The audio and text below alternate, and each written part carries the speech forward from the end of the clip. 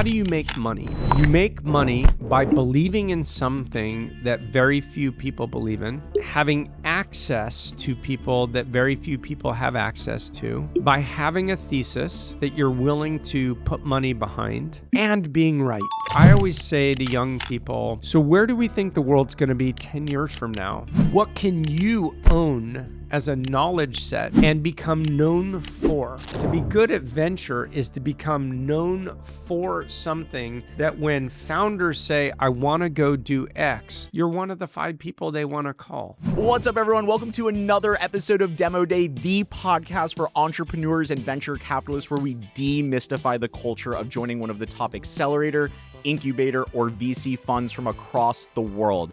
On today's episode, we'll be interviewing Mark Suster from Upfront Ventures. Without further ado, let's get into Demo Day.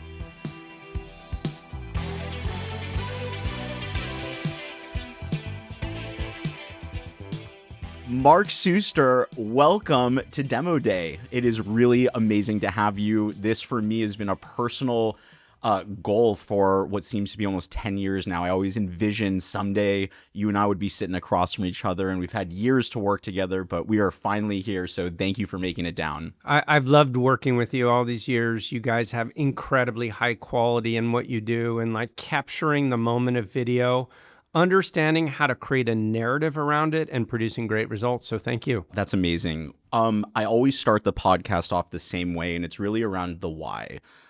In one of your speeches, you talked about the crossroads and how through life you're going to run into, different crossroads, and you have different paths to take. And you yourself have had many crossroads, from becoming a founder to a VC. And you've kind of had this option, really in 2007, it's like, do I go and start a new company? Do I become a venture capitalist?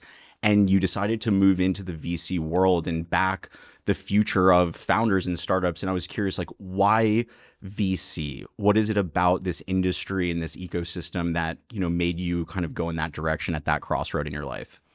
Great. Well, thank you for that setup. Let me start by saying a belief that I have for anyone who watches this, maybe a way to just think about life, which is I, at a young age, heard this saying, life is 10% how you make it and 90% how you take it. And being happy in life is just understanding the blessing that life is in its own right. Lately, I've been also quoting something else that just really resonates with me, but the saying is, but for the grace of God, go I.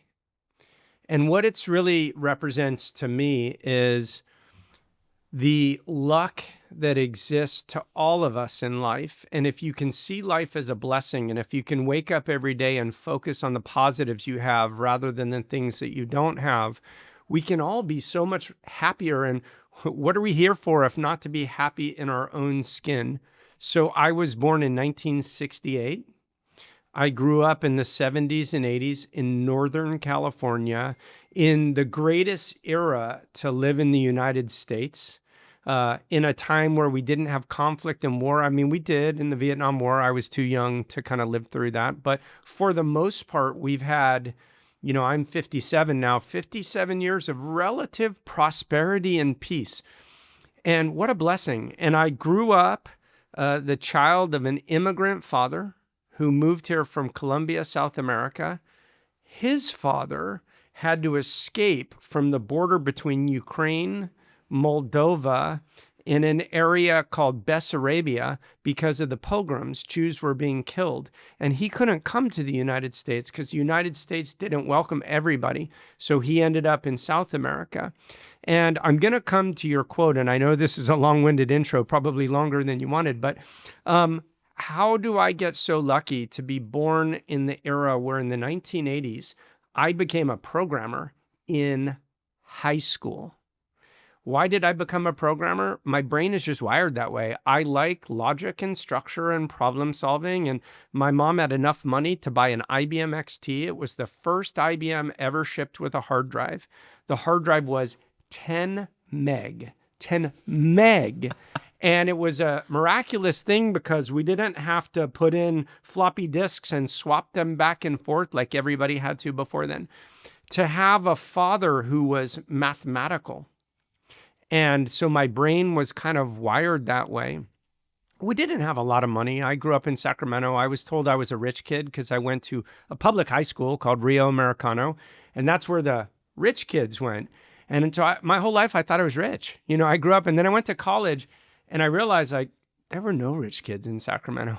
And it's kind of beautiful. Like, I grew up around a lot of middle-class people. We didn't have a lot of extra money. Like, honestly, birthday dinners were at Red Lobster, and like a meal on the weekend was at Denny's. It was called Lions in Sacramento, but it was the equivalent. And I didn't go on trips to Hawaii and all this. Like, no one had money back then, but we were happy. So what I spoke about in this idea of crossroads is this. Let me go back to the metaphor of my grandfather. My grandfather didn't have choices in life. He didn't have 3 roads to go down. His choices were this: stay in the small town that you grew up with and face Jewish oppression and be killed. His brother was conscripted into the Russian army and forced to fight in World War I against the Germans. He had no interest in that fight, but like, you didn't have a choice.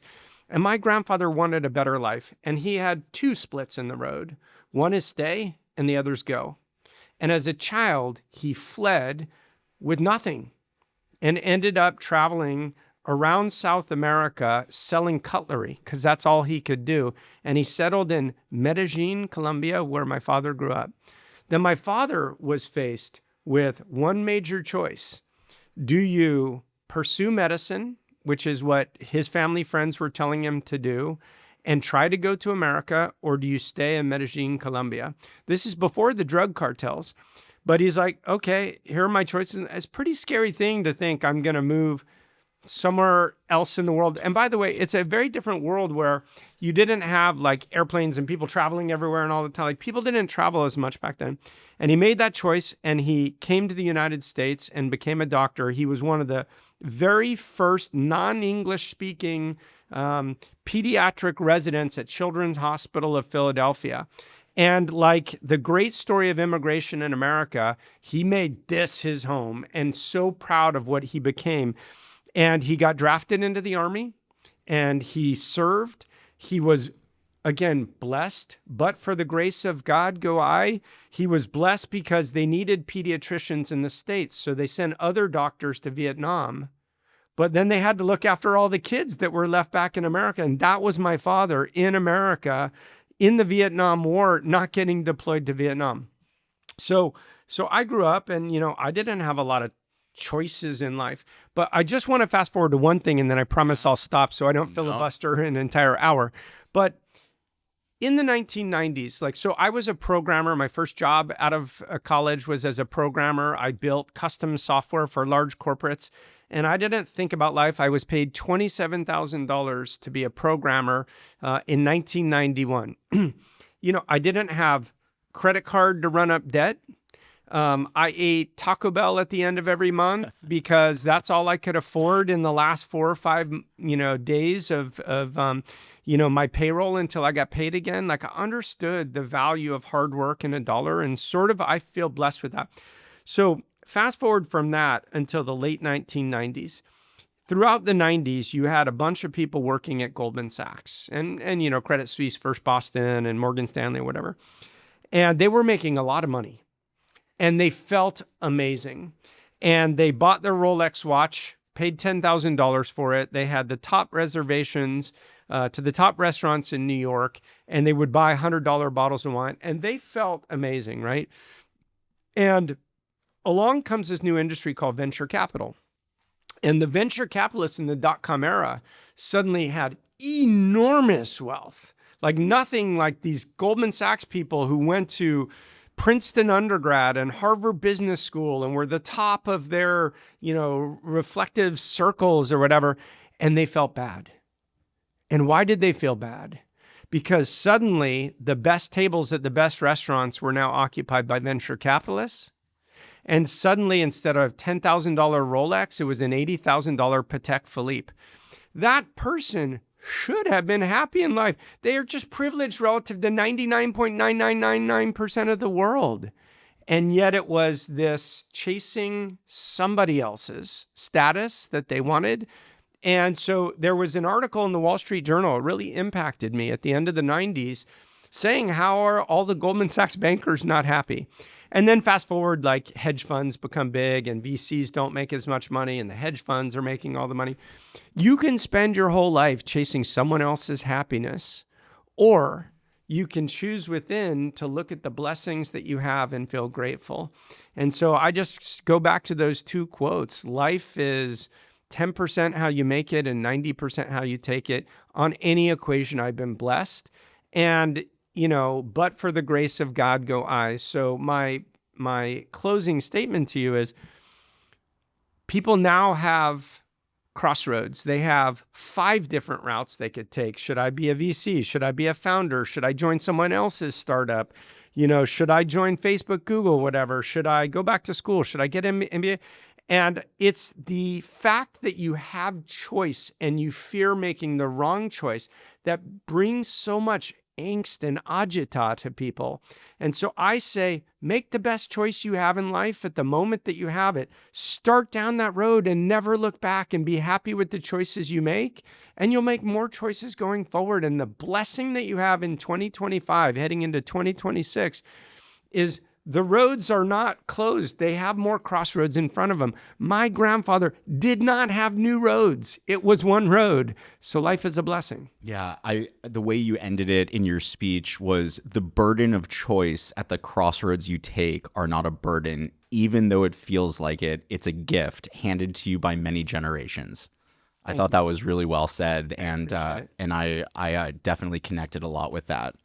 Now, you talked a little bit about college, but even before college, you were already starting to get in your entrepreneurial gene. I think I heard that you had started like an apparel business in high school. And where was the entrepreneur bug coming from? Dad was in the medical field. Was it mom? Was it a mentor? Was it just your own curiosity? What kind of got you interested? Because even the company you founded, Coral, it was like, it wasn't the sexy thing to do yet to just go and start a business. And so where do you feel like it came from? Was it innate, or was it something that you learned from siblings or family? In terms of venture-backed startups, just for the matter of record, Coral was the second venture-backed startup that I created. But, That's right. Build one. Yeah. Build online. It's sorry. okay. So I would say, look, a certain amount of it is just innate. It's the way your brain is wired. Back to, but for the grace of God go I. My brain, I have ADHD. And ADHD, it's a slow processing frontal cortex. I didn't know till I was 39. Which you became a real thought leader in, actually. I feel like it's not, like, no one really took a position of, like, talking openly. You're looking at a fellow ADHDer over here, but, like, I found that, you had a lot of writing and a lot of speaking. And so, yeah, please continue. I read this book called Delivered from Distraction, and it changed my life because it was a playbook to my own brain. And how do you end up being this relatively successful person with money and progress and doing well in life? So I was convinced I couldn't have this thing that had this stigma called ADHD. And I read this book and it's like, wow, that's me. And the things that I saw as weaknesses in myself made me feel badly about myself. Why do I do 12 things 80% and finish nothing? And I learned coping mechanisms to work with other people that are really good at completing finishing. But the slow processing frontal cortex that is ADHD means you have a lot more creativity, a lot of energy and drive, and ability. What people don't understand who don't have ADHD is it's a superpower. You can go really, really, really deep on the thing that you're passionate about. And that's what I would do. I would lose 3 days to programming.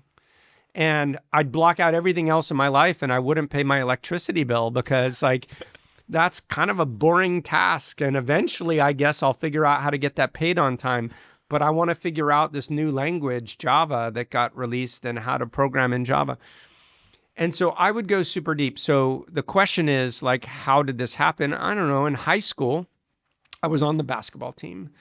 And, on a good day, I'm 5'10". With a wind and with a little more hair. Don't quote me on it. And why my parents didn't say a small Jewish kid probably shouldn't play basketball, but maybe focus on your soccer career. But I played on the basketball team, and they closed down a rival high school, and they started busing in more people. And the more people who came in, I lost, a starting position, and I was on the bench, and it was not fun anymore. And I wasn't good enough, and I wasn't fast enough, and I wasn't tall enough. I mean, all those things are true. So I decided not to play basketball anymore, and I became a fan. And we had something called the River Rats. And the River Rats was, American River. It's on a river in Sacramento, the American River. And this cheering section would, loudly cheer for the team and do all this stuff. And I'm like, hey, we need to create some symbolism here. So I created T-shirts. I created a rat. I stylized the rat the way that I like it. On the shoulder, I wrote D some B's, which we told all the parents stood for dunk some basketballs. It really meant drink some beers. And so we all D'd some B's before the game. And I put my Slim Shady, although Slim Shady didn't exist back then, I put my nom de guerre, the nom de partying. People used to call me Jake. We called me Jake. And My alter ego. My alter ego. That's how I was saying my Slim Shady. I don't know why I used to go by Jake Pfeffenwanker. It was like a joke name. It was a party name. It was a drunk name. So I wrote Jake on the rat, and I wrote D some B's, and I, did some other parent inappropriate things on the shirt that maybe I won't mention on a podcast. And I just decided to create them and sell them and market them. And I wasn't thinking. And then I printed letters on the back so you could customize it, and all the profit was in the letters because the shirts were like, I don't know, $14 or something like that. But it was like $1.75 per letter, and people would put their name. And so my name was Dr. Seuss, Mark Suster, Dr. Seuss. And so they put the letters on the back, and I don't know, I made $400 profit in high school at 16. And that was a lot of money back then. Yeah. And not to be terrible, but my second business, again, I'll just admit it, I guess I can get away with it now, is a mobile keg company. So I had access to a white van. We had 2 to 3 kegs per party. We would meet on a golf course, and we would sell cups for $2 to $3 a pop. It was terrible. I admit it. It was the 1980s. You wouldn't do it now. I would never ask people to do it now, but I made a lot of money in high school. Kegs on wheels. Yeah, kegs on wheels. Now, once you went to school in San Diego. So undergrad in San Diego, did you, was the party life extended into college? Were you, Mark Mullen, who we had on the show, once had this thought of like, he went there to Michigan to have fun and party, and then all of a sudden snapped out of it and had to like get his act. What was your sort of experience like in how you grew through high school? You're starting little businesses, you're having fun, but then you started at college. What was that experience like for you? But for the grace of God go I. I grew up in the 1980s. It was $500 a quarter to go to a UC school. My parents didn't have money. By the way, my parents filed for bankruptcy when I was in college. It was a real. And, in the 1980s, it was $500 a quarter. So I had a choice of any UC I could get into. And I decided to go to UC Santa Barbara. And I went down to UC Santa Barbara to visit with my good friend, Christy Burton. And she had access to all sorts of fraternity people. So we went to see Otis Day and the Knights and went partying and went to frat parties. And, I was, I was 17.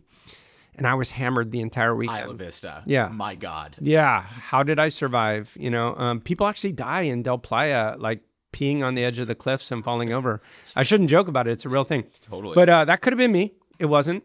And I got back and I'm like, I cannot go to UC Santa Barbara. So I registered for UC San Diego, which was my other major choice, or UC Irvine. But I went to UC San Diego without ever visiting it. And I went to UCSD, and I decided I was going to focus on my academic life. And I also worked 3 days a week in a computer store during college, and I had a programming job to make in money college. or Yeah, to make money. Uh-huh. My parents didn't have money to give me. And they filed for bankruptcy my junior year, so I paid for junior and my 2 senior years myself. But in any event, I decided not to rush a fraternity in my fall and winter quarter. It's on the quarter system. But by spring, I'm like, God, this place is so boring. I need to do something. So I rushed a fraternity. And the reason I mention that is I eventually became president of the fraternity. And I learned way more being president of a fraternity that set me up for life than I did in my economics courses. Economics was theoretical. It's math. It's applied math. And I was good at it. But because I have ADHD, it didn't interest me. But I learned how to run an organization. We had whatever it was, I don't know, 80 so people who had to pay dues. I had to plan parties. I had to plan charity events. Keep us out of trouble. I built a spreadsheet. Oh, I have so many stories about that, but like how to avoid liability. I would rent buses and plan parties so that people wouldn't drink and drive. And then, people would follow the bus with their cars. And then we tried to evade them all. You just figure out life, right? And the 2 things I learned in college was, one is how to be a leader by having to run an organization. And number 2 is my poli-sci classes were more valuable than my economic classes. So I got a double major. And it just taught me to ingest large volumes of information that I never had time to read everything, develop a thesis, and then figure out why I believed what I believe and create supporting arguments for it. So I became a reasonably good writer, debater. I became interested in the world and how the world worked, in geopolitics and why people make decisions. And that was like a passion for me that has continued to this day. But those are my 2 biggest takeaways from college. And, I think we're blessed to go to college. I mean, college is almost like finishing school. I don't know. I always say, people ask me, should you get an MBA? And I said, there's 4 C's related to an MBA. There's the curriculum, meaning the stuff that you learn. There's the certificate, the fact that you did it. There's your colleagues or your peer group. And those are the 3 C's weighed against the 4th, which is the cost of doing it. And you could apply the same to college. It's the exact same equation. And what I realize now in life is that the certificate today, this is different. It's not worth as much. If you got in, that's the validation that you needed. The content, the stuff that you're learning while you're there, look, if your whole life you were interested in woodshop, and then suddenly you learn economics and how math works and how macroeconomics, how the economy works, and you learn about interest rates and time value of money. Okay, curriculum is more important. But the real benefit, all of it, is your colleagues. It's the people it's the people you meet. And then you have to offset that against the cost that you have to pay. And so what did I learn? I learned how to be a leader amongst people, amongst men at the time.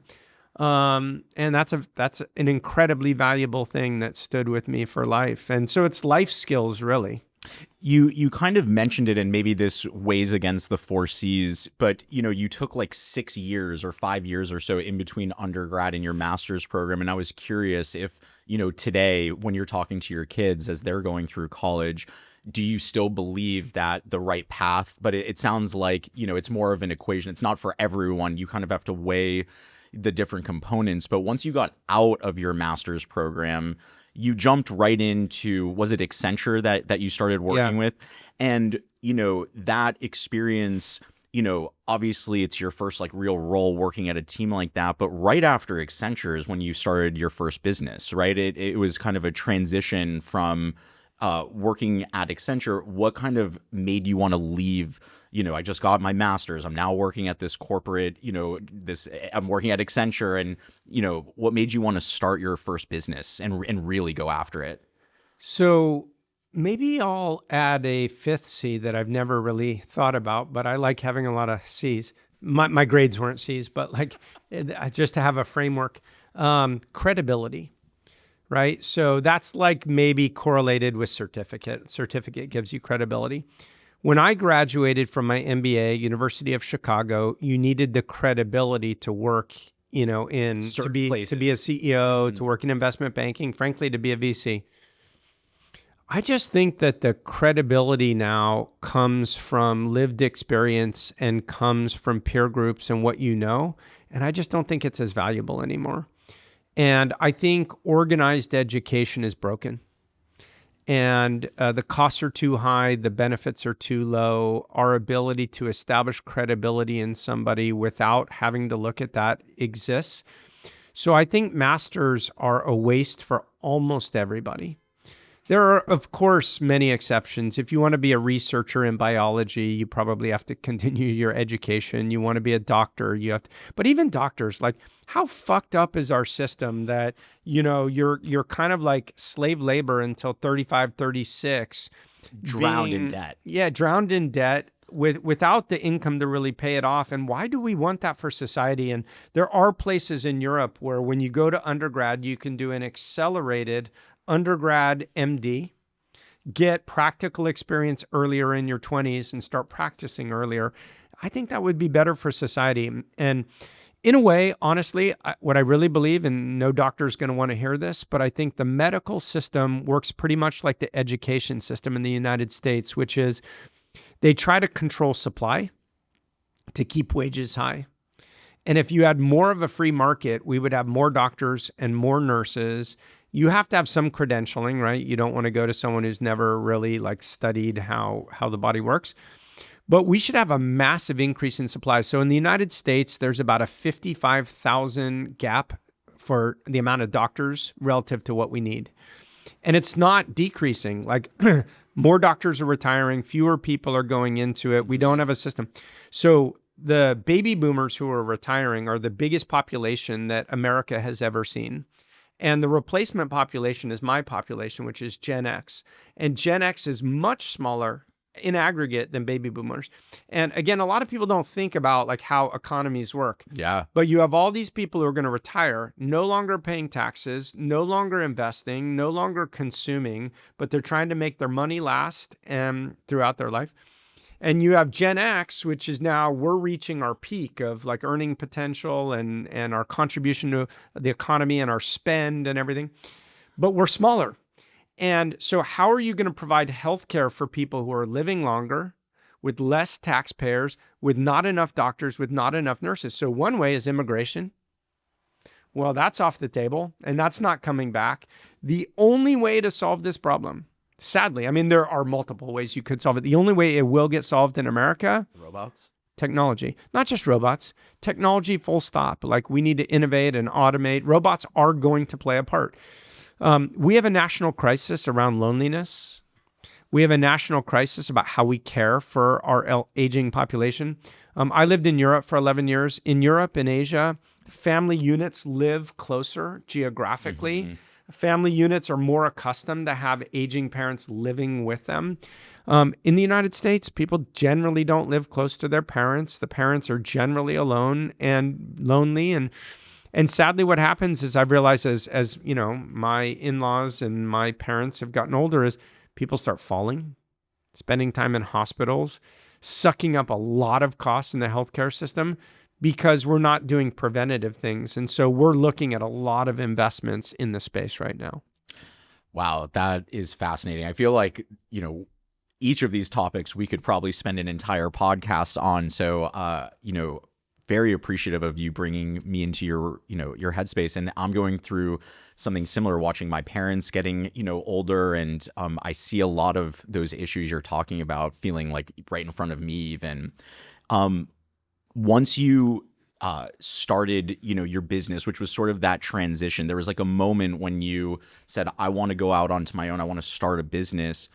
What was it that you were excited about? Was it driven by, I want to make a lot of money, I want to be the guy at that restaurant and on those flights? Was it driven by solving a personal problem of yours? What kind of got you from an employee mindset to, I want to be the person on the other side of the table? I don't have a value judgment on what drives anybody. And sometimes people being driven by money is an okay ambition for whatever reason. And I'm not trying to apply some moralistic or altruistic value system to me. I'm just not driven by money. I don't care about possessions. I don't care about keeping score or keeping up with the Joneses. Like none of that really matters to me. I don't know. I think it's DNA. I'm an intrinsically motivated person. I like helping others. Well, I said I'm intrinsically motivated. My wife got me to realize this framework, which is what causes you, any individual, to take action. And she said the model is intrinsic motivations or extrinsic motivations, meaning are you driven to work out every day or to program every day or to make money every day because you want things? Or are you driven because you want to serve other people? And again, no moralistic judgment. I'm extrinsically driven. I don't wake up every day thinking Mark Suster needs to be better. I need to be fitter, stronger, have more money, whatever. I'm driven by not wanting to let other people down. My wife and I were talking last night about life. I don't know, just coincidentally. Yeah. And I was saying, if there's one thing that I would define myself as is responsible. I don't know why. I take responsibility for other people. So I'm doing my 2027 and 2028 budgeting for Upfront. 2027, 28. 26 I already have done. And I'm saying, okay, what are our revenues going to be in that year? What are our costs? What are our employee levels? How much do people need to earn? How do I make sure I'm getting money into people's pockets? And what actions do I need to take in 2026 to set myself up for success in 27, 28, and 29? And I think in advance, like who in my firm is developing their career that I need to give leadership roles to? How am I going to have investments that are not just on paper, but that pay out in cash so I can put money in people's pockets because people have young kids? It's like great to, in theory, be worth a lot of money on paper, but paper doesn't pay for your kids' private school or, saving for their 529s or whatever. Like you need real money. So I wake up every day not wanting to let other people down. And the things that motivate me are how do I make sure I'm living up to my responsibilities in the world? Now, I've been blessed, but for the grace of God go I found myself in these lucky positions where money is no longer an issue for me. It was for a lot of my life, I want to be clear, but it's just not for me now. So I have money for my family. I have money for my kids, for their futures. I've set that aside. So I'm not driven by that. But at Upfront, there are people who bet their careers and their career development and their families, in a way, on me. Because if I fail for all of them. So what motivates me to succeed is to make sure that they're set up for their futures, for the bets that they make. And I have incredibly talented people that work at Upfront. And I want the best for all of them. And that's what drives me, for good or for bad. Officially in 2007 is really like when you joined and started in the Upfront ecosystem. And I think that most people, if they think about, well, who's Upfront Ventures, they go, Mark Suster. Like, you're almost tied to everything, but you've referenced a mentor of yours. Was it Yves? It's Yves. Yves. Yeah, Yves. it's okay. Oh my God, thank you. Tu parles français? Yes, Yves Sisteron. Yeah. What were the attributes about him that you admired the most, and what ended up bringing you into this new world? Because you grew so fast within Upfront, but I'm curious, like, what were the attributes that you admired in your earliest mentor? My earliest mentor was a guy named Amit Shah. And so I really want to give credit to where credit is due. I grew up a bottoms-up thinker because I didn't understand any different. And I've often suggested this book to people called The Pyramid Principle by Barbara Minto. And it's all about top-down thinking. So let me explain. Bottom-up thinking is I'm going to gather a bunch of data. I'm going to gather a bunch of facts. I'm going to gather a bunch of information. And I'm going to use all of that to make decisions about the world, about life, about my project, about whatever I'm doing. And that is kind of a flawed way of making decisions. And I want to explain why, because it sounds like, of course, that's what you should do. What Barbara Minto taught was the pyramid principle, which is to start with a hypothesis about what you think the answer is. Because a smart person who has some level of experience should be able to make a claim that you believe to be true about the future. Now, you have to have some data and some knowledge. And then you create supporting theses that support that main argument. That forms the pyramid. Then your goal is to go seek data to support or disprove your hypothesis. Now, the dishonest thing that people do, and I don't mean dishonest as in lying, but like you can persuade yourself, you can get data to support any theory. So you have to be honest, like, do I really believe the data supports the conclusion I made? But over time, if you change your thesis slightly based on the data that comes in, you get a tighter answer. So what does it do? It kind of lifts you above the trees. You know, do you see the forest from the trees? It lifts you above the trees to give you perspective. It allows you to more quickly get to answers without all of the information, which is great for entrepreneurship. It allows you to data collect with purpose. And what often happens with people who are bottom up is they don't make good decisions. They gather too much data. They have too much angst and agita about whether they have the right answer, and they take for fucking ever. Okay. So Amit taught me the pyramid principle. Start with the answer, get the data, work backwards, be honest in what the data tells you. And that has just been like an unlock for life in everything that I do. So we talked about aging populations earlier, right?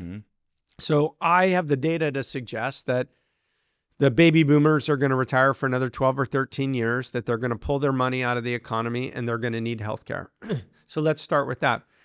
What are the things that we're going to do to service them?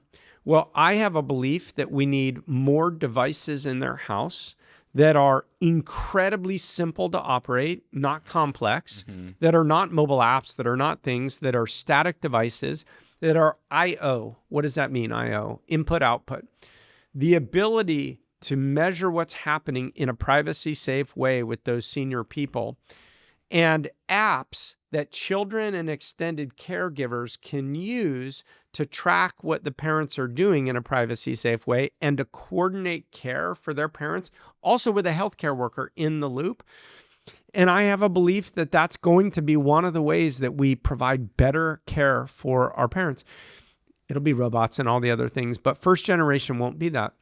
And so I've been putting my dollars behind ideas like that. I have a company called Density that launched a product. I don't know if it's public or not, so I hope I'm not breaking anything, called Routines. And what they do is they hang little hockey pucks on the walls in your parents' house, and they use radar. And what radar can do is it can detect the presence of a person. You can also, by the way, detect heart rate and other things.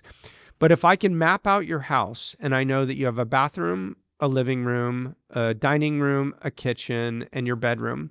And if I, with your consent, by the way, like my parents, my in-laws' consent, if I can track that you're normally in the bathroom for 14 minutes in the morning between 6:45 and 7, ish, and then one day you're there for 45 minutes, and I get an alert, now I can contact the senior care facility saying, look, I noticed my mother-in-law's been in the bathroom for 45 minutes. Could someone just go check on her? This is not theoretical. My mother-in-law, 5 weeks ago, fell in the bathroom. They discovered her hours later, passed out in a pool of blood. She spent 30 days in a care facility and had staples, in the back of her head from bleeding. And she fell. Like, you can't stop people from falling.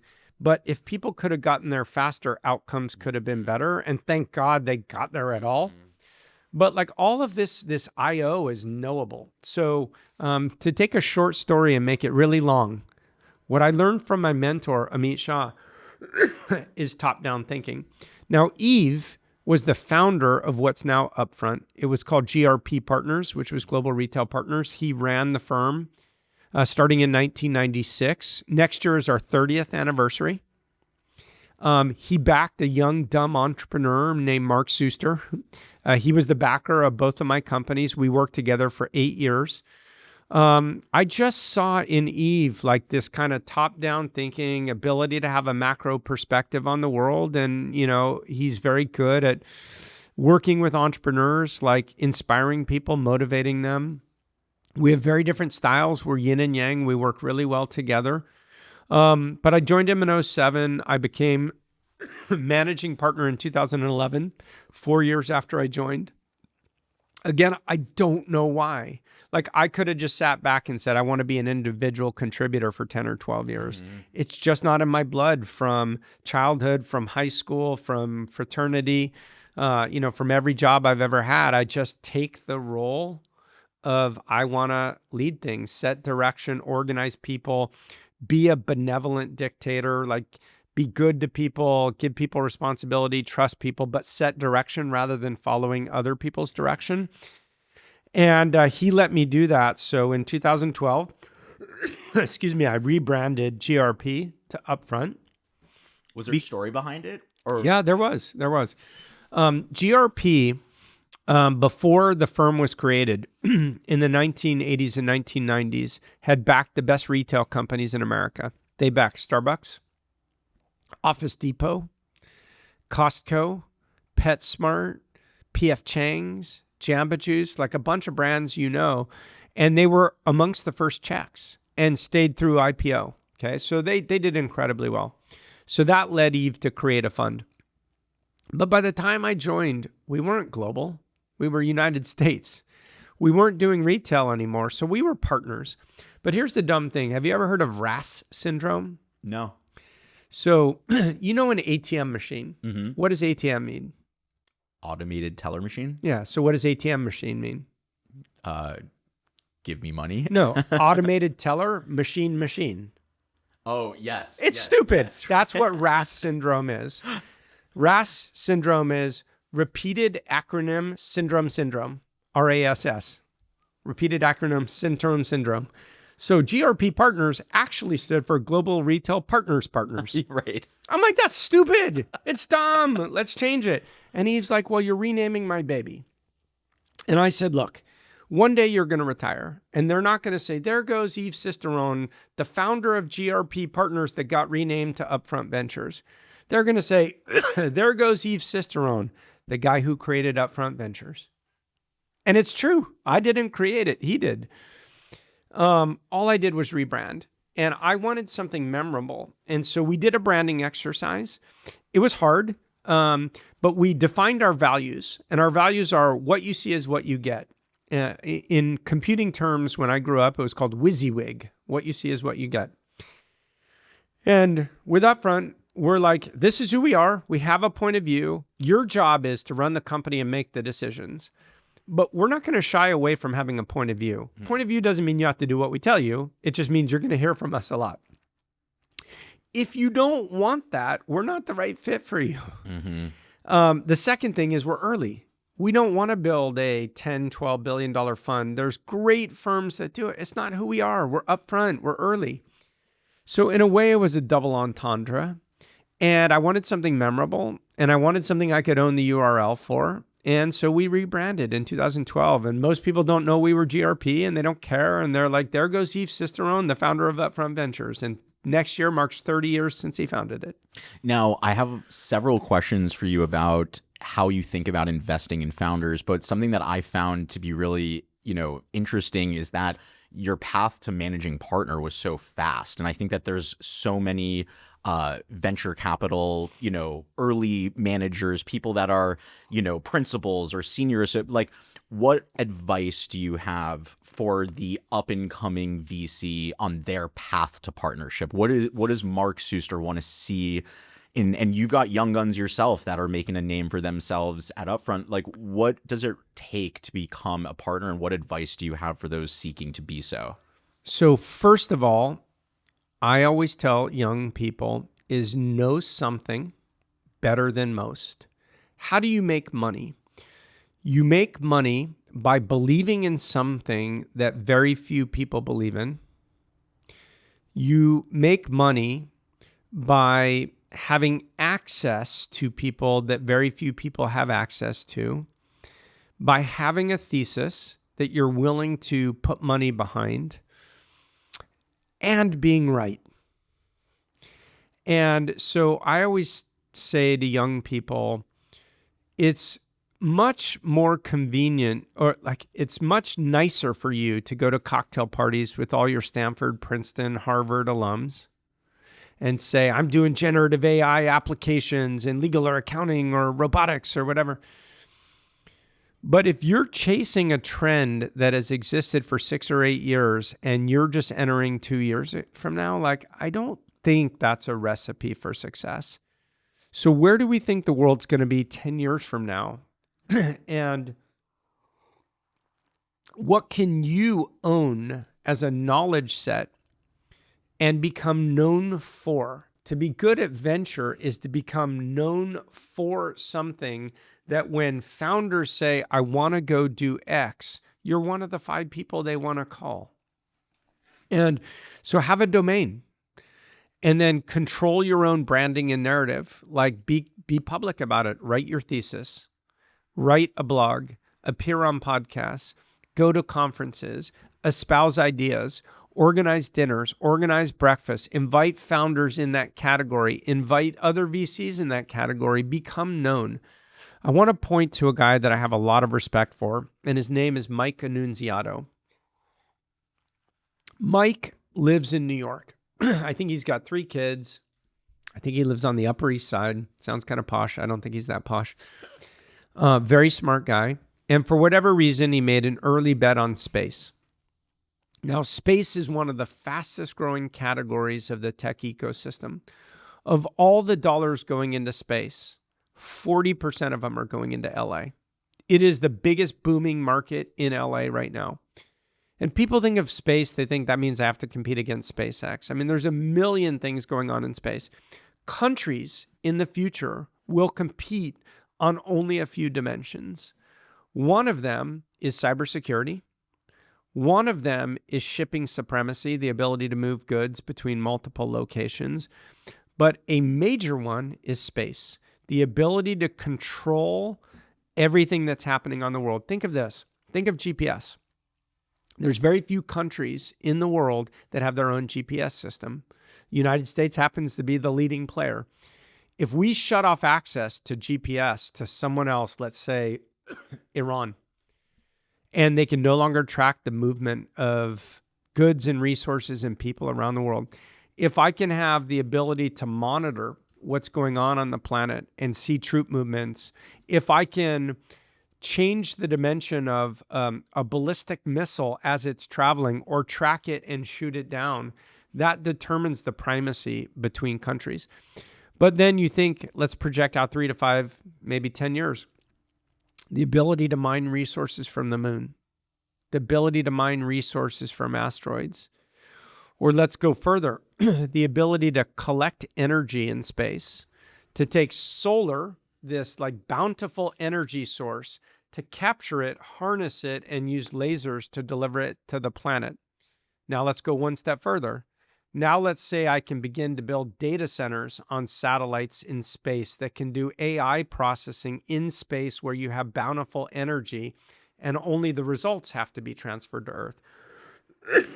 So people who control space control the future. And that battle's happening right now. So I mentioned Mike Annunziato. So there's this guy in New York, and he sets up a fund. It's a little tiny fund, and a bunch of his LPs are ex-SpaceX people.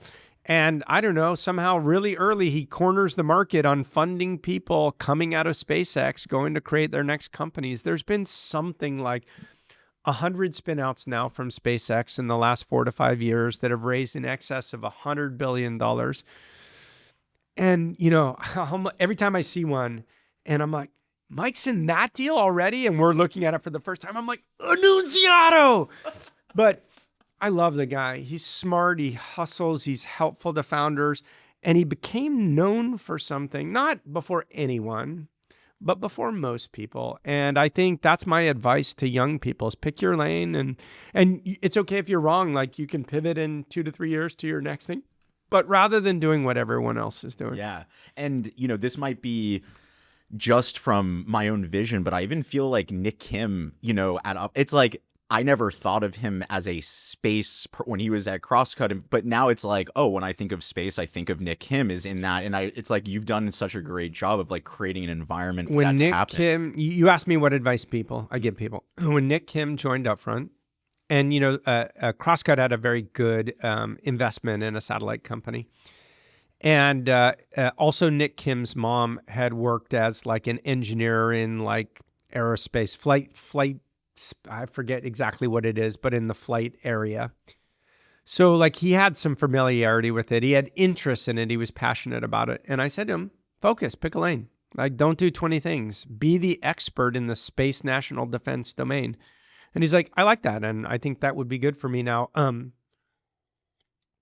I said success in investing and making money is knowing things better than most people. You're never going to be the world's expert, nor do you want to be. And know people better than most people. You're never going to know someone that no one else knows. Like if you know someone that no one else knows, that's probably not someone worth knowing, right? So there's always going to be competition. But I want to compete with 6 or 8 great people rather than 80 people.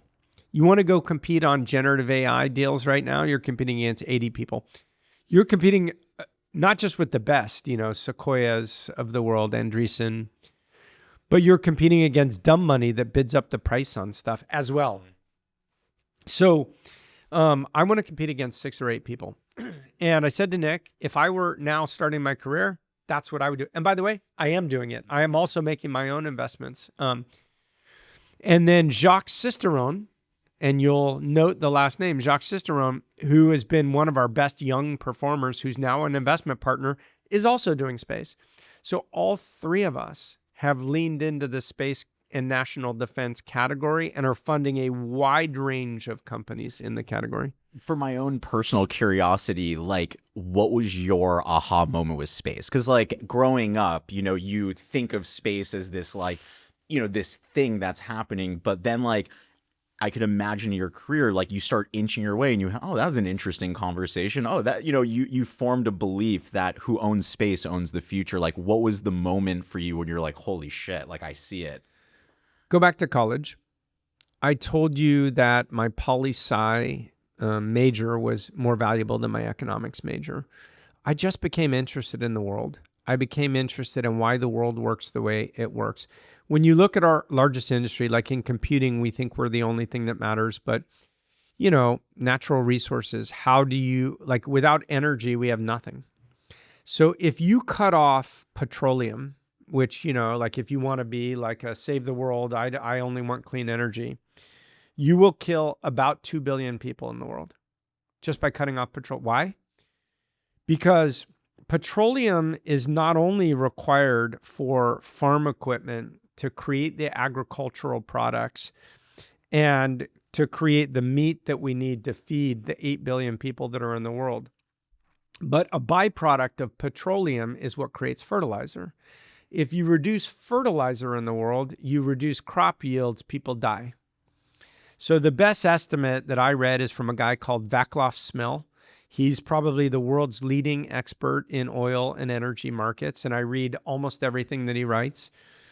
And he goes through in the world, what does it take? Because everything that exists in the world exists from the sun. The sun creates energy that grows crops. The sun creates energy that the crops that grow are eaten by animals. And then animals eat other animals or crops. And you can reduce everything to the sun coming to the planet, the amount of calories and energy that gets produced, and human consumption is based on nothing other than the sun and how it converts to energy. So he studies the markets for what is the most efficient way to create energy to feed the 8 billion people that we have. And what if you reduce some of those supplies, what would happen? Mm-hmm. And he gives his predictive models. So I read a lot. I'm reading a book for the second time now. I would recommend it to absolutely everybody. It's called A Splendid Exchange. I think the author is William Bernstein or something like that. But he writes about why the world works the way it does. If you want to understand the world, you have to understand the Dardanelles and the history of why the Dardanelles matter. You have to understand the Straits of Malacca and why the Straits of Malacca matter. If you don't understand the Straits of Hormuz, if you don't understand the Red Sea and how that connects into the Suez Canal, if you don't understand the Panama Canal and the politics around, you just don't understand the world. So start with that. Read Peter Zeihan. Every book he's written. He wrote, his first book was called The Accidental Superpower, Why the United States Became So Powerful. And it's not what you think. It's not American exceptionalism and we had a better economic system. The world is based on only two things, according to Peter Zeihan, but I believe him. Like, I've read everything and he's been such a good predictor of the future. Number one is topography. It determines everything. Why is the United States more productive than Venezuela or Colombia or Peru? Well, let's start with like location. You're saying topography, like location to, okay. Topography, your mountains, your rivers, your climate, your neighbors. So, and he explains all this in his books. So if you look at it this way, for a human to productively work in, like, you know, what we talked about today, 80-degree weather with no humidity, or to work in 92-degree weather in 95% humidity. Miami. Colombia. Yeah. Like, forget Miami, Colombia, near the equator. So one thing is human productivity. The second thing is, how do you grow crops? Like, we're like, well, why aren't some places better at growing crops? Well, the breadbasket of the United States freezes every year. Why is that important? By freezing, it kills off all the pests. So you don't have pests that constantly ruin crops. So every crop yield starts fresh with no pests. So we have the breadbasket almost of the world. I mean, Ukraine also produces a lot of the world's resources. But we're blessed with that. We have 20,000 miles of navigable rivers in the United States. The largest, number 2 behind us, is 2,000. So you're like, well, why the fuck does that matter? It's 1/12 the cost to ship something over water than it is over land. Why does that matter? Because during the Industrial Revolution, when we figured out how to automate manufacturing, we could move products between all of our various cities 1/12 of the cost. So we generated all this excess wealth. And what do you do with excess wealth? Well, if you're Germany and you have 5 neighbors all around you that don't want you to exist, you spend all of your money being hyper efficient, creating a military to stop Russia going through Poland and attacking you, to stop France from deciding that they want the Alsace. So all of their excess resource, like you say, oh, Germans are inherently DNA, like super methodical and disciplined and what? They're not. Do that or don't survive. So their culture is driven by the history of their topography. The United States, we have oceans on both sides, so we have no threatening neighbors. Canada to the north, which is separated by topography that creates 4 or 5 unique regions they couldn't unify as a country. Mexico, surrounded by mountains that meant that they built different regions that were not a single unified place. So we put all our excess wealth into rail, into deep water ports, into things that expanded our economy even more. And we didn't have to historically spend as much on national defense because it was hard to attack us. We're blessed. But for the grace of God go I, born in the United States, the greatest country that God has ever blessed the world with topographically. And the second thing that matters is demographics. And demographics is destiny. And that's a famous saying. So if you look at China, so China is reported to be 1.4 billion people. Better estimates, I think, are 1.1, 1.2 billion. But because of 30 years of one-child policy, and because of infanticide, a lot of people who didn't want girls allowed their daughters to die so that they could have one child that was a boy. They have both a generation of not enough children because the replacement rate is 2.1. And a generation of imbalance of men versus women.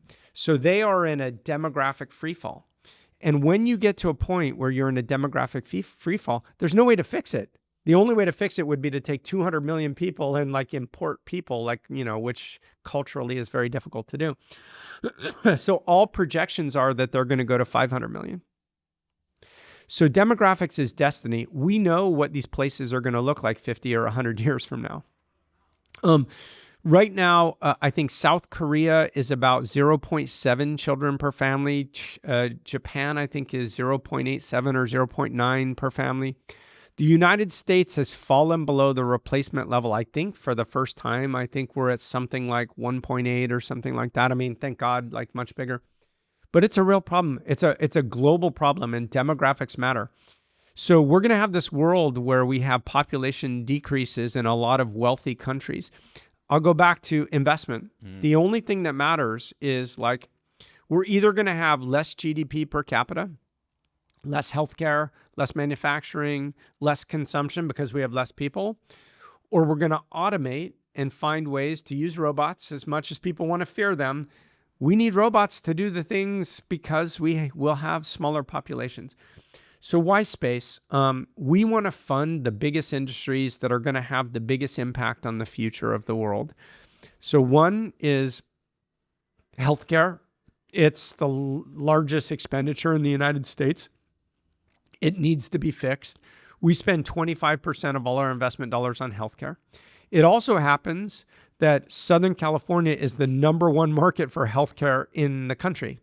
So when you can combine like the macro trend with the geography that you live in, that's a great investment area because that's an area I can know better than most and have access better than most. Second thing we're focused on is fintech. No big surprise. I mean, LA is important in fintech, but obviously New York is like the center. So we have a lot of activity. I think we've done 14 deals in New York. Next year, we're going to make some announcements about staff in New York. We're way more on the New York, LA corridor than anywhere else. But the thing that LA dominates is space. And it's not a mistake that SpaceX was built here. SpaceX was built here because you had JPL, the Jet Propulsion Laboratory, NASA, that had rocket scientists that figured out how to launch rockets and put a man on the moon. Because aerospace heritage, flight, comes from here. I mean, Kitty Hawk was North Carolina, but Hughes Aircraft was Los Angeles, Howard Hughes, and Northrop Grumman and, Raytheon and whatever.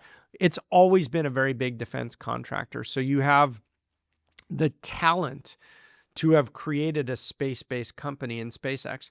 Now, Elon, for a lot of reasons, has moved the headquarters to Texas, but they still have, 6,000 engineers here. And people want to live in LA. They want to live in Texas. Both are great places. But a large number of people eventually are going to want to go build their own thing. And we want to be one of the prime sources to fund those. I, of course, feel like I've known you from afar, from reading your blog and from, seeing you speak. And, one of the concepts that I feel like has, rose to infamousy is your invest in lines, not dots. And I know you've talked about this before in a lot of different areas, but I still think it's such a great lesson for, younger and up and coming entrepreneurs to be aware of, and how do investors see me? How do they think? Could you describe or talk a little bit about your concept of lines, not dots, and what people can take away from that? Sure. I wrote it at, I think, 1:30 a.m. when I was in New York City in a hotel room late at night. The idea was this: you have a x-axis and a y-axis, and let's say the x-axis is time. And let's say the y-axis is performance, some generic way of defining performance. When I meet you, you're a dot. I met you one time. I made whatever assessment I made out of you. I'm like, oh, that person assembled a great team, has a great idea. They were really smart. I'm excited to see, excuse me, what they're going to do. Now, I don't really know you, and you don't really know me. And the next time I see you, maybe you hired 3 more people, you raised $500,000, you launched your product, and I get to see how I perceive you did over that period of time. So let's say I'm tracking a kind of upward, rightward like trajectory. I feel better about you every time I meet you. And then all of a sudden, I don't know, OpenAI comes out and says they're going to compete with your product. Now all of a sudden there's a down dot because I'm like, oh, you're screwed. I don't know how you're going to get out of this. And they're just going to destroy you or whatever. So getting to know you over time, the dots can be up and down. It could be that whenever I send you an email, you're super responsive. It could be it's a pain in the ass to get you to respond. It can be that every time I see you, you've got the next ideas you're working on, or I feel like you're running out of ideas. The ups and downs are just observations that I have, but they form a pattern, and that pattern is a line. And that line tells me a lot more, because if I'm making a bet on you, I'm making a 10 to 12 year bet. Like, I want to work with you for 10, 12, 15 years. I'm on the board of 2 companies that I invested in 2009. They're both billion-dollar companies. I'm the longest serving board member. I mean, that's a lot of years, and I still put in the work, and I'm excited to see where they end up. But these are long-term commitments that you make. So that line really matters. And weirdly, what I tell founders is the line should matter more to you than your investor. Why? Because if I meet a hot VC and I feel like I want to work with you, and I rush to take your money, and it turns out you don't follow through, you don't follow up, you're not as supportive as I thought you were going to be, you're not fun to work with, whatever. There's no divorce clause when you're a founder and you take money. If you're a VC and you make 12 bets over the course of, let's say, 2 years, and you get 3 of them wrong, you're like, oh, I thought that person was going to trend better. Okay, I'm going to take a $2 million write-off.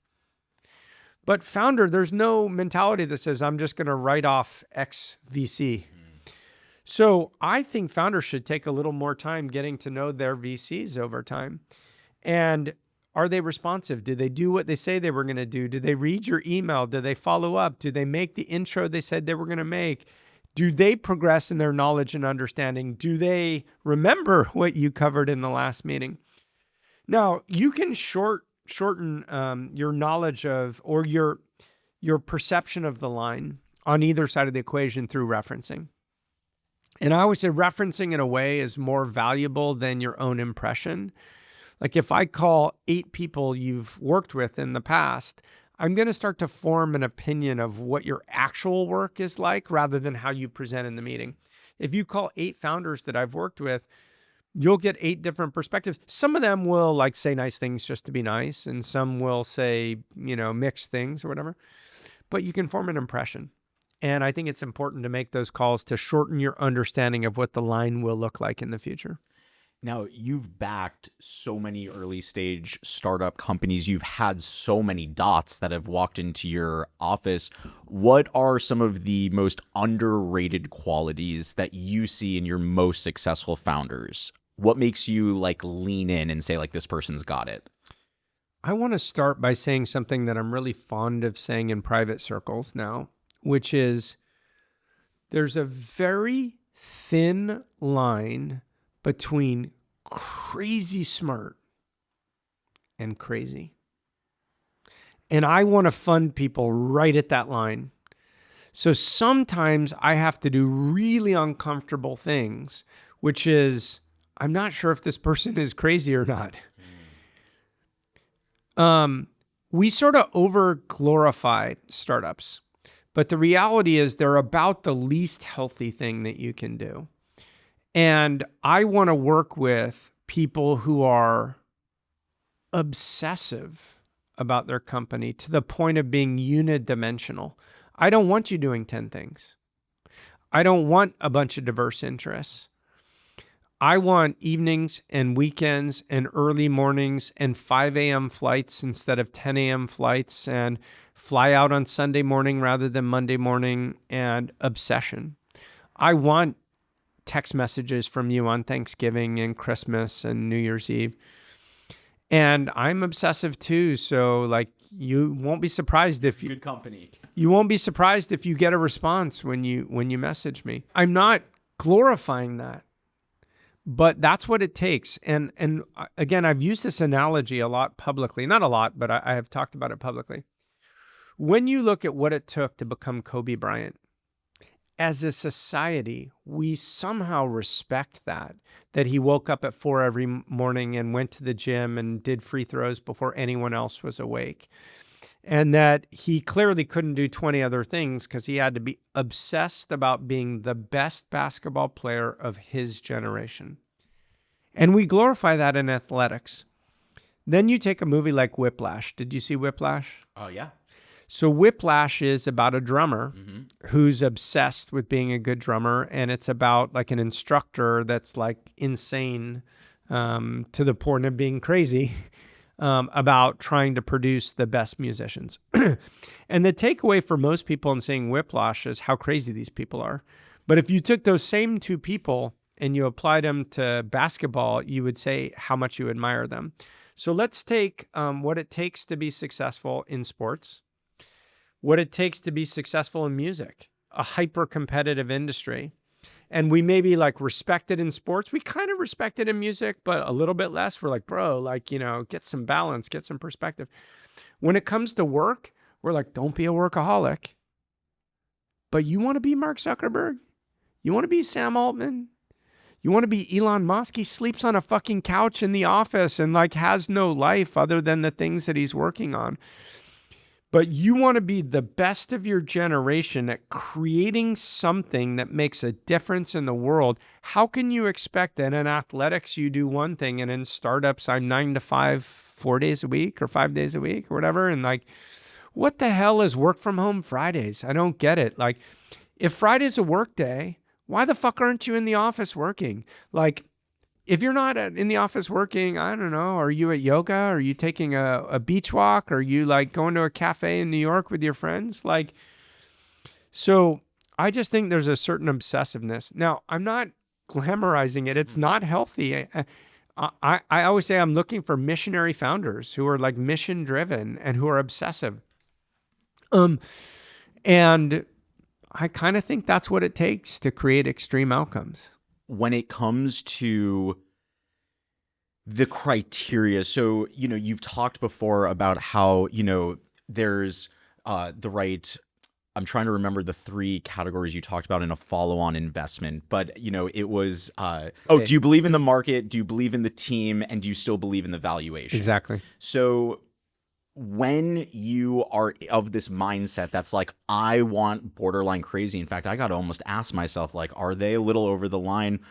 I would imagine that like sometimes you're in a meeting and it's like, this is a promising team. It's the right, right market, even the right valuation, but something feels off. Like there's the pieces are there, but something feels off. What tends to be that thing that is off, or, what can people take away from that? It's the person. It's the X factor. It's the belief in that individual, the hyper competitiveness, hyper obsessiveness. I think VCs can talk themselves into doing deals because it seems like a good price. It seems like a good industry. They seem to have the right background, but you don't feel that sort of X factor. And I often say, like, there's 2 gives for me. I fund early stage companies. I'm often check in before even products launched. Like, they've been creating product, but maybe it hasn't launched yet. Or maybe it's launched, but they have no revenue. I'm not writing a check once you have $10 million of ARR or whatever it is. So the 2 gives for me is the cadence with which you add employees to your team and the cadence with which you ship product and make progress on what you're doing. The most talented people have this reality distortion field that people will quit really good paying jobs to join you because they feel like they don't want to miss out. And there's no rational reason for them to join you. They shouldn't. They're going to get paid less, work harder, and you probably won't succeed. But it's a give, it's a tell. And great founders are talent magnets, and great teams built great outcomes. So if I often see people come in and pitch me and they're like, as soon as I raise this capital, here's the people that I'm going to hire and here's all the great people I know. And that's kind of a give for me not to invest. Why? because the people, first of all, you're too conservative and you're not just forcing them to join you now, or you're not persuasive enough that they gave up their cushy job and everyone's playing it a bit too conservative and I don't want conservative. Or you're not able to persuade them to join without any money. They're like, yeah, I'll join once you raise $10 million and you get to the next level. Okay, well, obviously someone's going to join once you have $10 million. So cadence and ability to get people to join your journey when rational people should not, and cadence of shipping.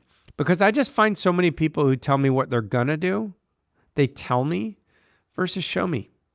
Because amazing people are building stuff and, at 2 a.m. in the morning, and they're tinkerers and builders and they know how to get shit done. So in the earliest stage, it's cadence of attracting talent and cadence of shipping product. So speaking about building early teams, what, from your experience building your own team, whether it was Upfront, your startup, seeing so many founders, what is a piece of advice you have for founders in building their own team? What are, potentially blind spot that you believe many founders either undervalue or just miss altogether? I would start by understanding yourself, understanding what your extreme strengths are. When I was growing up, there was an idea that you did managerial reviews and you found what you were good at and what you were bad at, and you worked at the things that you were bad at. I don't think that that's common management philosophy anymore, or at least it's not my philosophy. I kind of think we are who we are. You're great at what you're great at, and you're going to be bad at the things you're bad at. And of course, you want to be a little bit better. But I'd much rather spend my productive time leaning into my superpowers and accepting the things that I'm not good at. And if I can be honest about that, then I can hire people who are different from me. And, years and years ago, I was in a meeting with a guy who said, short people hire short people and tall people hire tall people. And it's kind of a metaphor, which is, we hire people who look and feel like us. And that's probably the wrong answer. The right answer is like, what contributions are you going to make?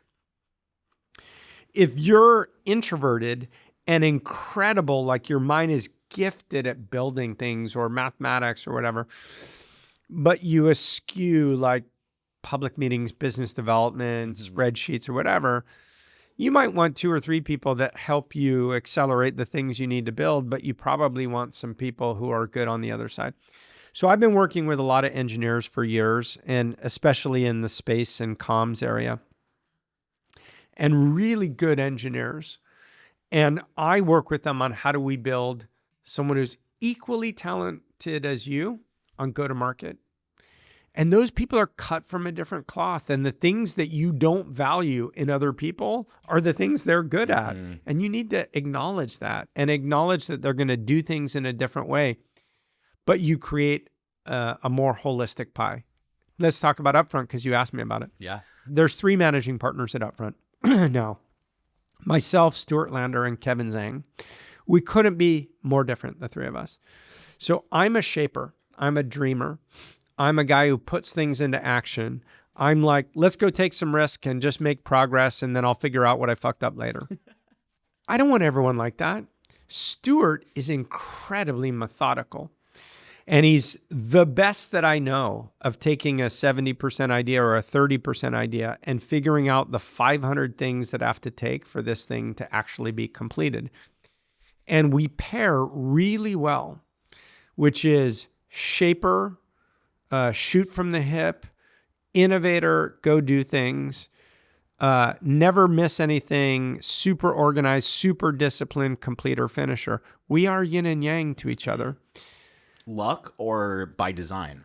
I'd say by design. Like I met him at my first startup in the year 2000, and he was a junior employee, but he's just so much more talented than anybody. And I made him the COO of the company. Like, let's say today it would be your chief of staff or whatever.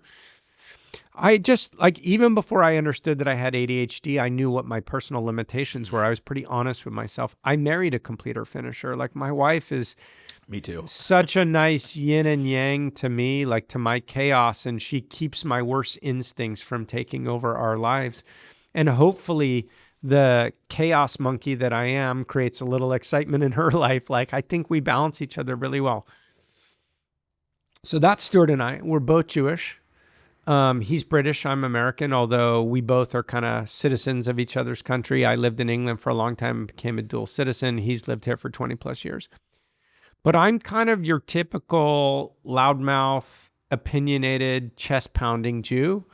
And he's more like polite, respectful, methodical, whatever. We balance each other well. And then Kevin, couldn't be more oil and water from us. He's introverted. He's a neurosciences major from Harvard. He's Chinese. Came to America, I think, when he was 9 and didn't speak English.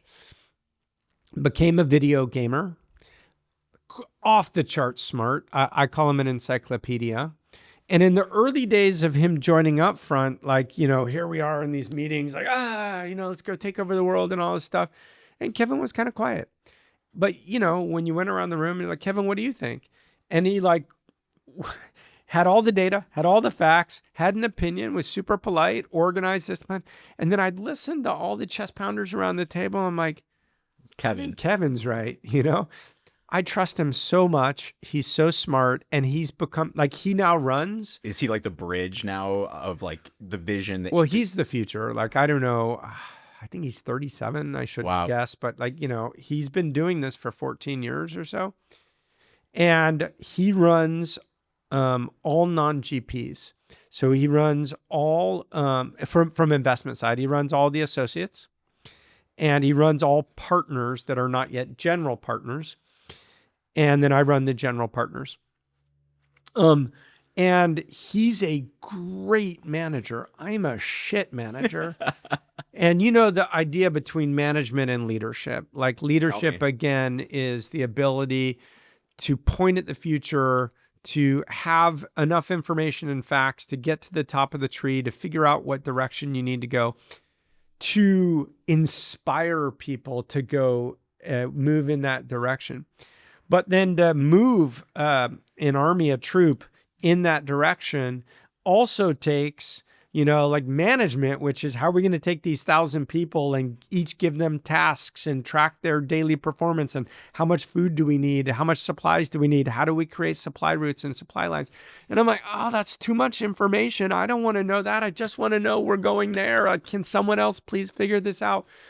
But managers are really good at tasks and details and discipline and follow through and, all the plans and everything.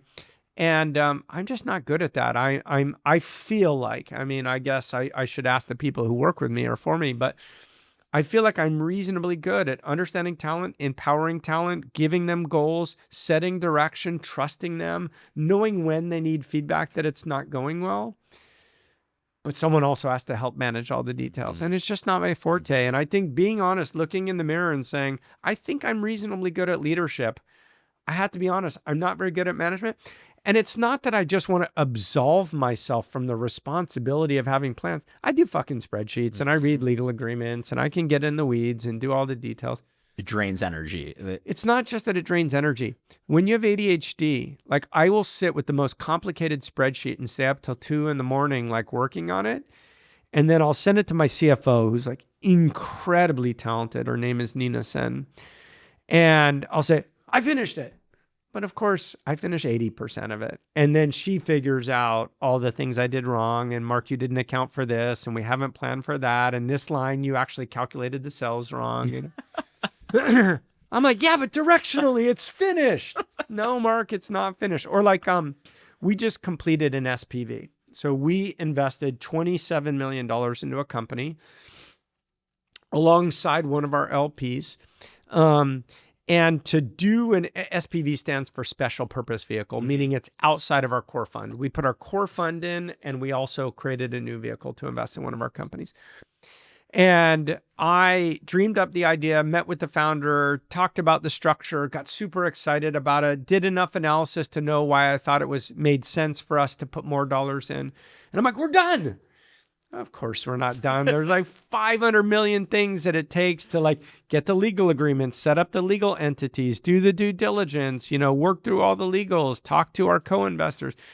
And from the time I sort of announced it was done to it actually being done was like 6 or 7 weeks. So anyway, know what you're good at and compliment yourself. If you're short, hire tall people. What is something that you believed about being an investor for way too long that ended up not being true or not being the way you thought it would be?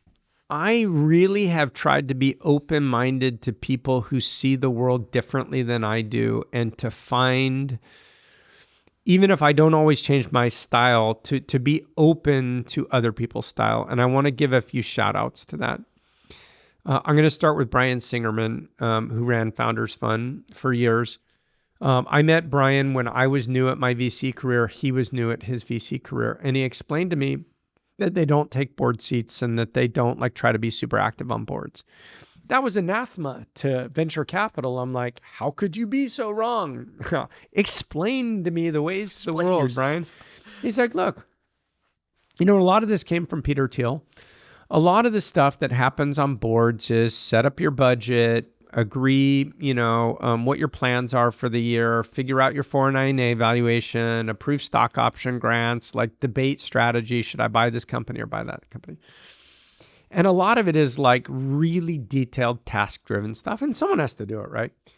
But what he said is, like, if we backed a team that isn't truly excellent at doing that in their own right, it's probably not going to be a great outcome. And my time, this is Brian speaking, my time is much better spent than figuring out who the next great company is going to be than trying to figure out your detailed stuff. I got it wrong. I'll move on to the next one.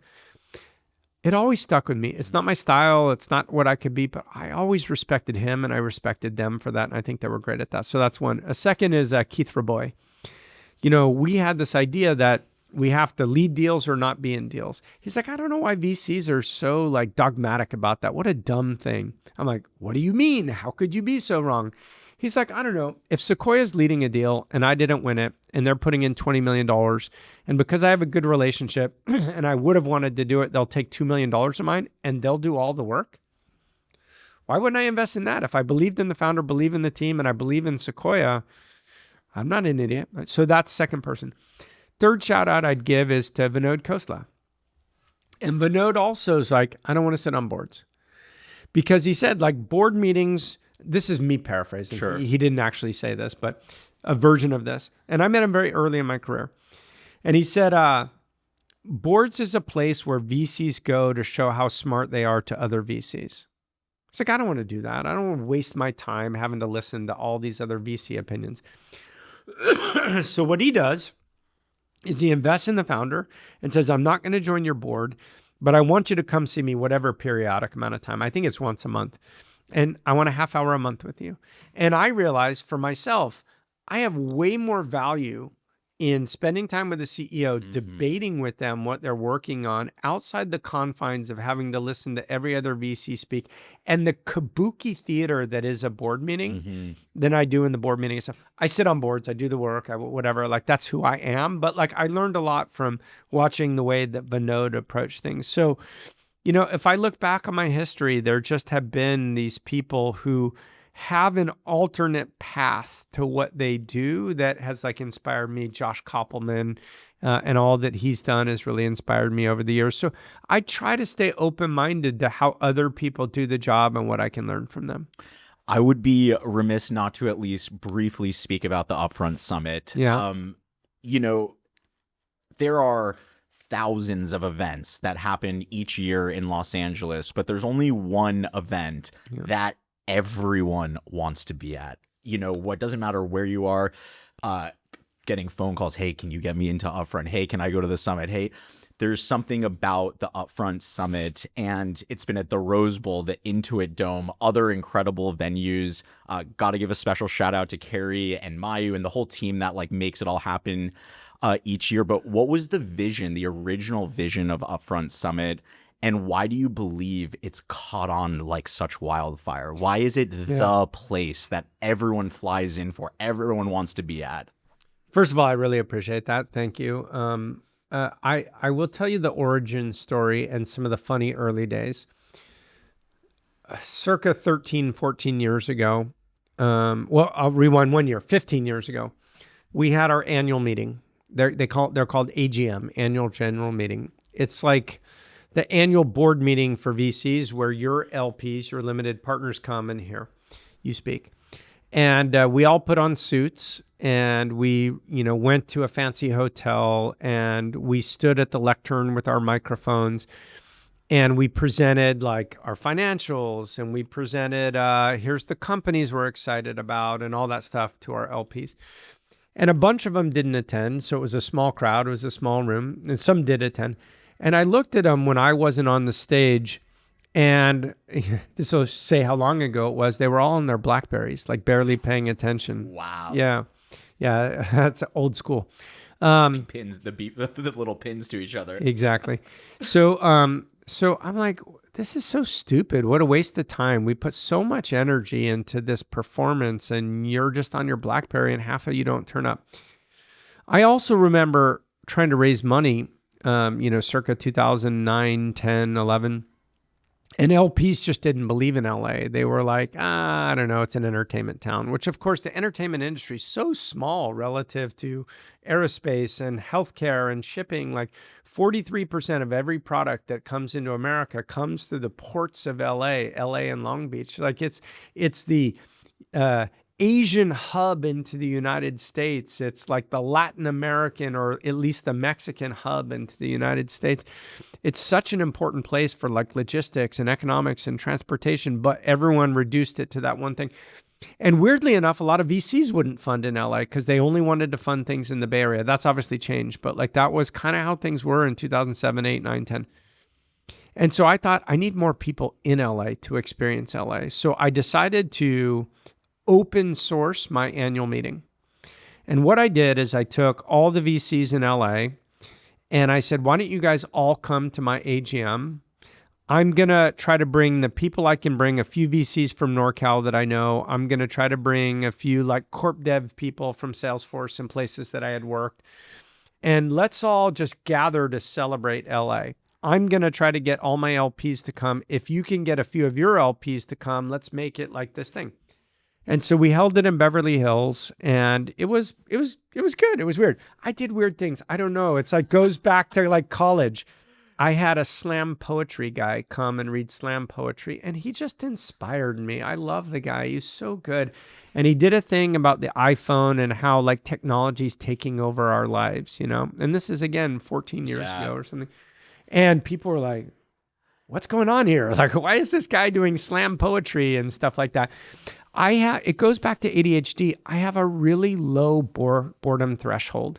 And every conference I ever went to is like a panel of 5 people. It's like 4 VCs that each speak for 8 minutes on the same topic, and no one's paying attention. And you give them a panel because that means they turn up because they got to say they were on a panel or whatever. It's so fucking boring and no one pays attention. So we did that. It kind of like worked. And I'm like, this is weird. So I have one of my LPs calls me and he says, don't do that again. And I'm like, what are you talking about? He goes, what a waste. Why did you do that? Invite all the other VCs into your meeting? Like they're your competitors. Like, why would you do that? And I said, well, I want to experiment with venture capital. Like venture capital didn't change much. Like people didn't blog, people weren't public. Like it's changed a lot in the last 15 years. But I want to experiment and push the boundaries, and I want to try it one more time. And if it doesn't work for a couple of years, who cares? I'll try something new. And he was so like angry that I was willing to continue it. And he's like, I want to just get the information. None of this poetry shit and none of this like other VCs. It wasn't even glitzy, but it was like different. Mm-hmm. And so he complained. And I said, look, I don't know. I'm not going to be a jerk, but I saw you last year. You were on your BlackBerry the whole time. It's boring. He goes, I like boring. That's what we do. So then he called Eve and he complained about me. And I'm like, well, that was kind of dumb of you. So I called him back up. It was an $18 million commitment to our fund. And I said to him, like, I don't know. There's a lot of things you might want to mess with and tell me that I need to do differently. But if you want to micromanage how we do our annual meeting, I'm probably not a good fit for you. Don't invest in our next fund. And he's like, what do you mean? I'm like, I don't need your money. It doesn't matter. Like, I don't mind being challenged. but not on this. Like, this isn't your domain. This isn't what you do. So the next fund came. They offered us money, and I didn't take it. And we haven't worked with them since. And they're decent people. I don't even want to mention their name, but we had this fight. The guy has since retired. He was very successful, but anyway, so the next year we had just enough of a reputation. I got a few more VCs coming. I got a few higher profile speakers coming. We put a little bit more money into entertainment. For the first 5 or 6 years, I funded it 100% myself. I never asked anyone for money. We didn't have sponsors. We didn't have ticket sales, whatever. So it was costing $600,000-$700,000 a year at the time. It now is $3.1 million, but it was $600,000 at the time. And I'm like, okay, I can't keep funding this every year. So I started asking other VCs. Your wife's like, this idea is getting too crazy. I started asking other VCs to contribute and pay ticket sales and whatever. And it just started building. And what I think venture capitalists liked about it is it was the one time per year that they could really get caught up with all their VC friends all in one place for 2 days. And most VCs were very closed and didn't open up their events to other VCs, and it felt very inclusive. And they liked, if you want to think differently about the world, you need to change the setting. Your mind needs to come open to like hearing new ideas, like challenging people on, whether or not you should fund, I forget what it was called. There was an app called Secret, and there was another one called Yak, and they were anonymous mobile apps that were used to bully people. Mm-hmm. So I brought a lady who's severely deformed, and on YouTube was called The Ugliest Woman in the World. Someone uploaded a video and said the ugliest video in the world. And it got something like, at the time it was a lot, like 8 million views or something like that. And if you read the comments, it's like, why didn't her parents abort her? Or I would kill myself, or like terrible stuff. She grew up in a small town, and she knew that she was different, but she didn't know that many people like had hatred for her. And again, life is 10% how you make it and 90% how you take it. She decided not to be a victim. And instead, she decided to travel and educate people on the topic of being different, being tolerant, not attacking people.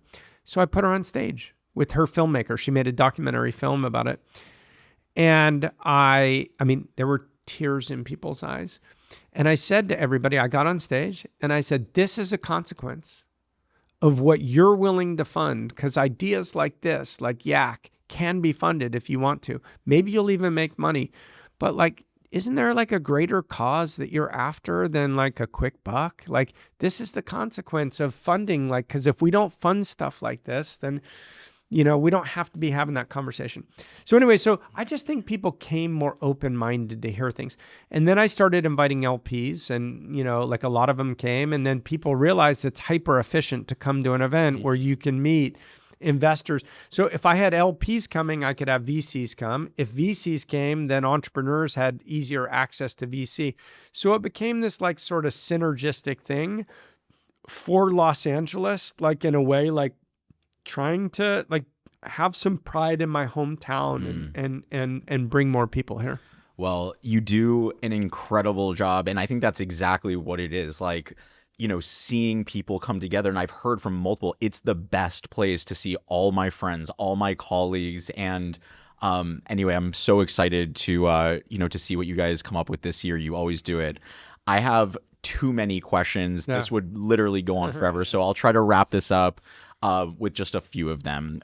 So what do you think is the biggest challenges today for VCs? Like, what does the next couple years look like in your mind? And, if you were to both paint your own vision of the future and potentially even err on the side of, I don't know if a warning is the right word, but like, what do you see VC evolving into over these next couple years? I don't need to be scoldy and warn people about anything. Markets are markets, and we don't have any control of the markets. So an observation I would make is that there's too much money chasing too few deals. Number two is, of course, all the money ever made in venture capital is power law returns. It's like backing one or two great companies, and those companies become enormous and they paper over all your losers. And if we knew a priori what those deals would be, of course, we'd pay any price to get into them.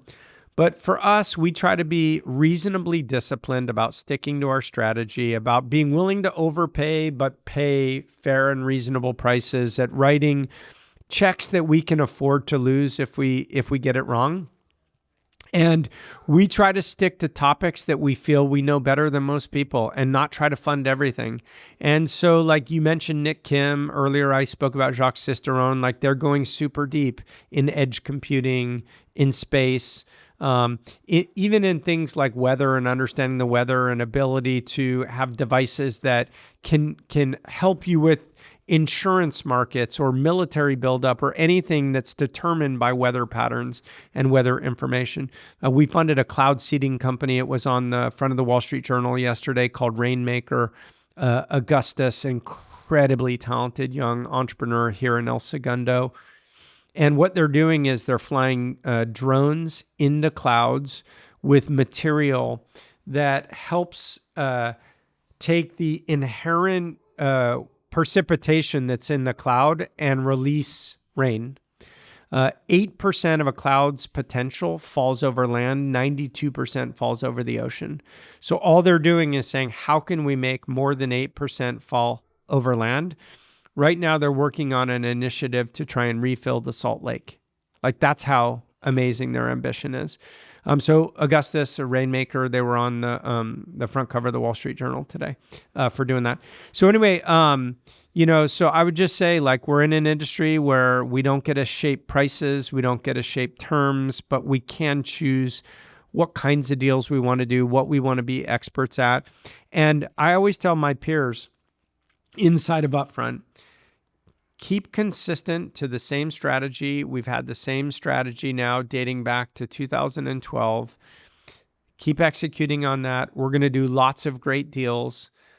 But for the grace of God, go I. We are blessed to have all this money to back the most talented people. I don't know how we found ourselves in such a lucky position.